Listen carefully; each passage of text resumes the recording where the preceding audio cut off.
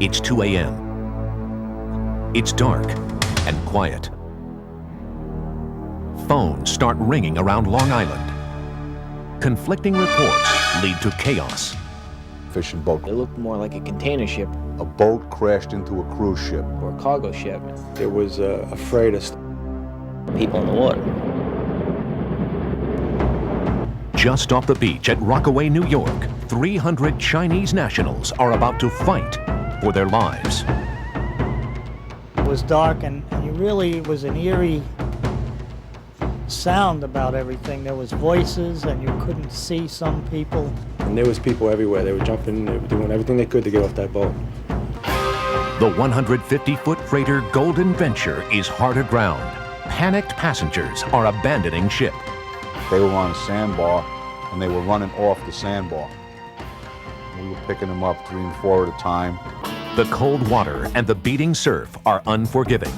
Emergency medical teams work feverishly to treat each victim.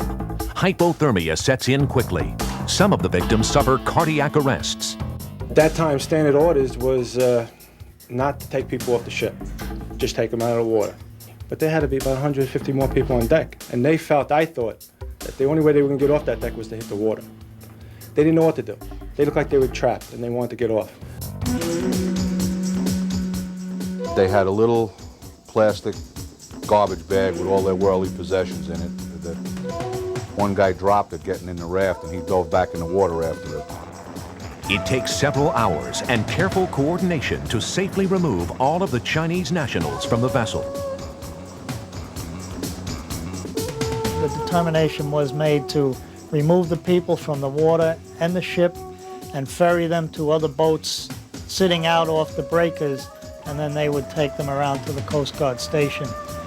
Because these Chinese nationals are human cargo and the Golden Venture is their smuggler ship, the situation turns from search and rescue to law enforcement.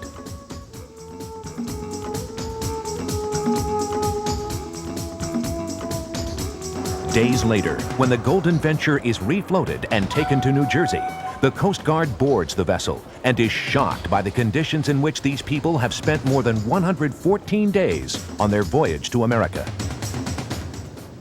What we found out is these individuals pay up to $26,000, $28,000 a piece to come over to the United States. And then when they get to the United States, they're indentured to work for these people until they pay off their debt, which is like, it's never going to happen. So they're indenturing themselves to be servants for the rest of their lives in the United States. In the end, 328 Chinese nationals are taken into custody. But not everyone on board the Golden Venture makes it to America safely. The death toll is 8. The ultimate price for freedom. Stay tuned for scenes from next week's episode of Coast Guard.